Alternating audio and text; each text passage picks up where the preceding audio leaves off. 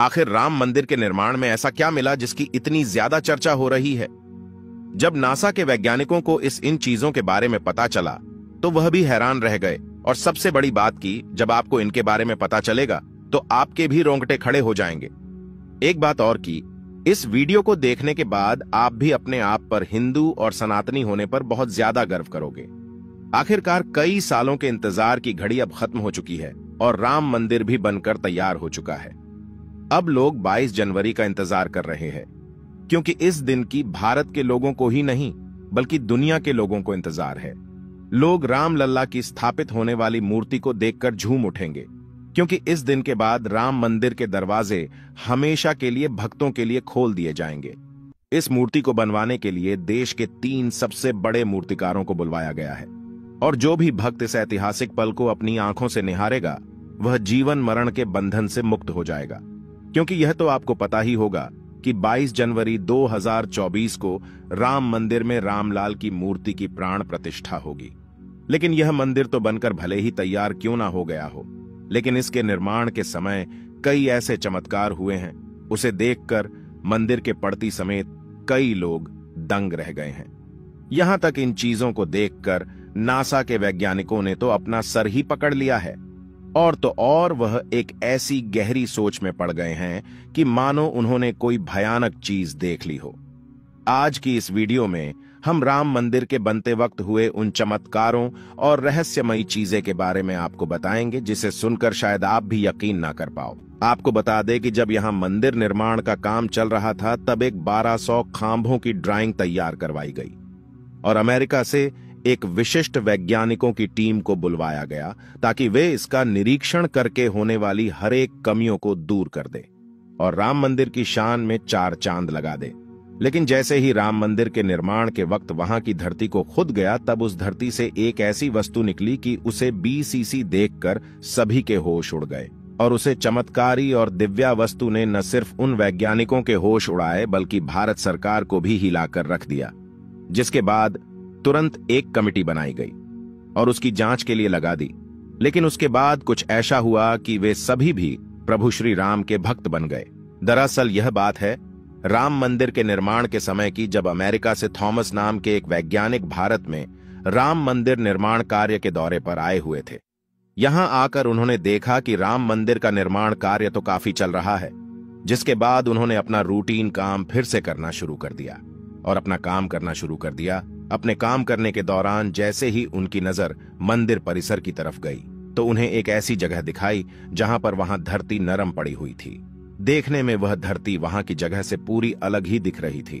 Thomas को अपनी अंतरात्मा से कुछ अलग सी प्रेरणा मिलने लगी और तुरंत थॉमस ने अपने मजदूरों को वहां की खुदाई करने को बोल दिया। एक बार के लिए तो मजदूर भी हैरान हो गए कि ऐसी धरती की वह खुदाई क्यों करवा रहे हैं, लेकिन मजदूरों को तो उनका ऑर्डर मानना ही काम था, इसलिए उन्होंने बिना कुछ सवाल किए खुदाई शुरू कर दी। जैसे ही वहां पर खुदाई शुरू हुई, कुछ ही देर बाद उस धरती से पानी का प्रवाह शुरू हो गया। उस बहते हुए पानी को देख खुदाई करने वाले मजदूर परेशान हो गए, क्योंकि पानी के अंदर खुदाई करना मुश्किल ही नहीं बल्कि नामुमकिन सा हो जाता है।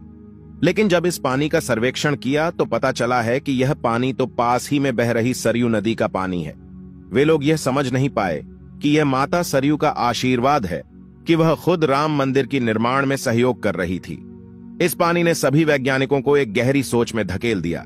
वे यह सोचने लग गए कि अगर ऐसे ही पानी निकलता रहा तो जहां एक भव्य मंदिर का निर्माण कैसे हो पाएगा, क्योंकि एक पानी वाली सतह पर मजबूत मंदिर बनवाना कोई हंसी खेल की बात नहीं थी।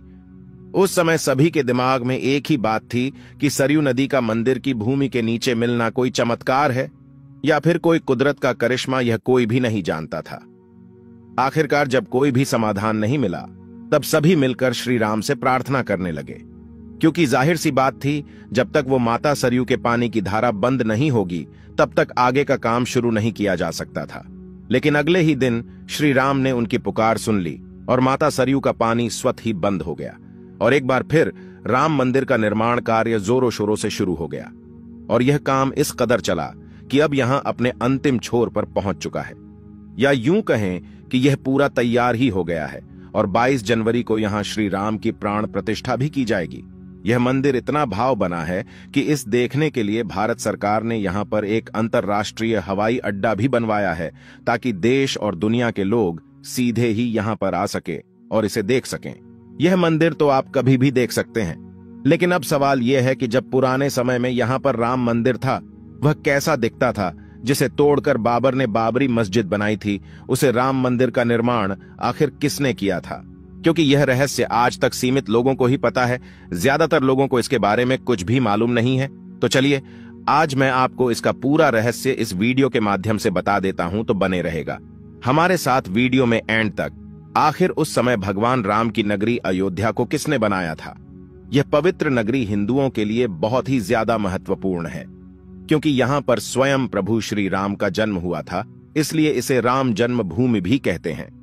इतिहासकारों के अनुसार कौशल प्रदेश की प्राचीन राजधानी अवध को कालांतर में अयोध्या और बौद्ध काल में साकेत कहा जाने लगा। अयोध्या मूल रूप से मंदिरों का शहर था। हालांकि यहां खुदाई के वक्त आज भी हिंदू, बौद्ध एवं जैन धर्म से जुड़े मंदिरों के अवशेष देखे गए, जिसमें खंभों से लेकर हिंदू आकृतियां बनी हुई थीं। अयोध्या नगरी में होने का वर्णन भी वाल्मीकि रामायण में मिलता है।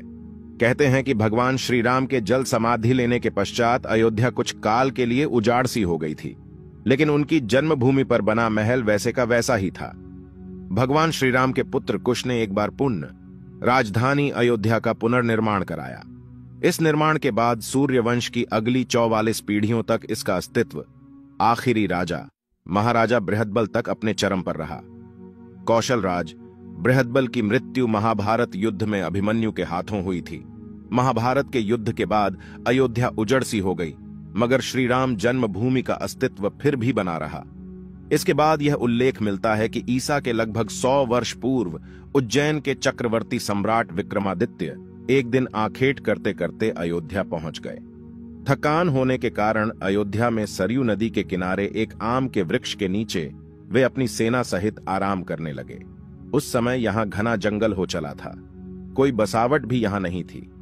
महाराज विक्रमादित्य को इस भूमि में कुछ चमत्कार दिखाई देने लगे। तब उन्होंने खोज आरंभ की और पास के योगी व संतों की कृपा से उन्हें झांत हुआ कि यह श्री राम की अवध भूमि है। उन संतों के निर्देश से सम्राट ने यहां एक भव्य मंदिर के साथ ही कूप, सरोवर, महल आदि बनवाए। कहते हैं कि उन्होंने श्री राम जन्मभूमि पर काले रंग के कसौटी पत्थर वाले 84 स्तंभों पर विशाल मंदिर का निर्माण करवाया था। इस मंदिर की भव्यता देखते ही बनती थी। विक्रमादित्य के बाद के राजाओं ने समय समय पर इस मंदिर की देखरेख की। उन्हीं में से एक शुंग वंश के प्रथम शासक पुष्यमित्र शुंग ने भी मंदिर का जीर्णोद्धार करवाया था। पुष्यमित्र का एक शिलालेख अयोध्या से प्राप्त हुआ था, जिसमें उसे सेनापति कहा गया है तथा उसके द्वारा 2 अश्वमेध यज्ञों के किए जाने का वर्णन है। अनेक अभिलेखों से झांत होता है कि गुप्त वंशीय चंद्रगुप्त द्वितीय के समय और तत्पश्चात काफी समय तक अयोध्या गुप्त साम्राज्य की राजधानी थी। गुप्तकालीन महाकवि कालिदास ने अयोध्या का रघुवंश में कई बार उल्लेख किया है। इतिहासकारों के अनुसार 600 ईसा पूर्व अयोध्या में एक महत्वपूर्ण व्यापार केंद्र था। इस स्थान को अंतरराष्ट्रीय पहचान 5वीं शताब्दी में ईसा पूर्व के दौरान तब मिली जबकि यह एक प्रमुख बौद्ध केंद्र के रूप में विकसित हुआ। तब इसका नाम साकेत था।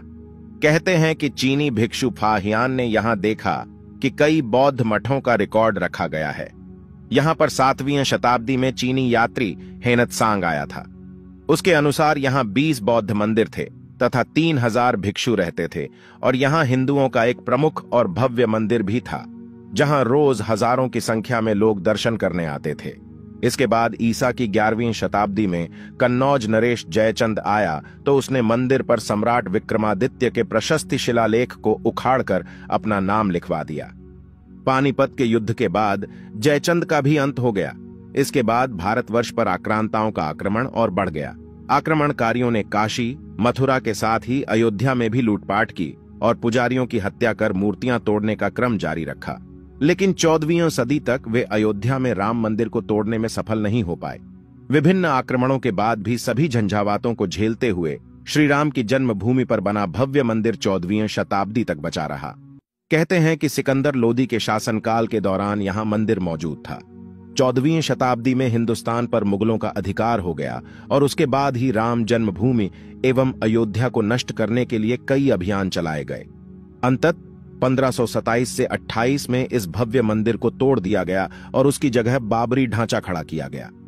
कहते हैं कि मुगल साम्राज्य के संस्थापक बाबर के एक सेनापति ने बिहार अभियान के समय अयोध्या में श्री राम के जन्म स्थान पर स्थित प्राचीन और भव्य मंदिर को तोड़कर एक मस्जिद बनवाई थी, जो 1992 तक विद्यमान रही। बाबरनामा के अनुसार 1528 में अयोध्या पडीडी ढाव के दौरान बाबर ने मस्जिद निर्माण का आदेश दिया था। अयोध्या में बनाई गई मस्जिद में खुदे 2 संदेशों से इसका संकेत भी मिलता है। इसमें एक खास तौर से उल्लेखनीय है। इसका सार है, जन्नत तक जिसके न्याय के चर्चे हैं, ऐसे महान शासक बाबर के आदेश पर दयालु मीर बकी ने फरिश्तों की इस जगह को मुकम्मल रूप दिया। हालांकि यह भी कहा जाता है कि अकबर और जहांगीर के शासनकाल में हिंदुओं को यह भूमि एक चबूतरे के रूप से सौंप दी गई थी, लेकिन क्रूर शासक औरंगजेब ने अपने पूर्वज बाबर के सपने को पूरा करते हुए यहां भव्य मस्जिद का निर्माण कर उसका नाम बाबरी मस्जिद रख दिया था।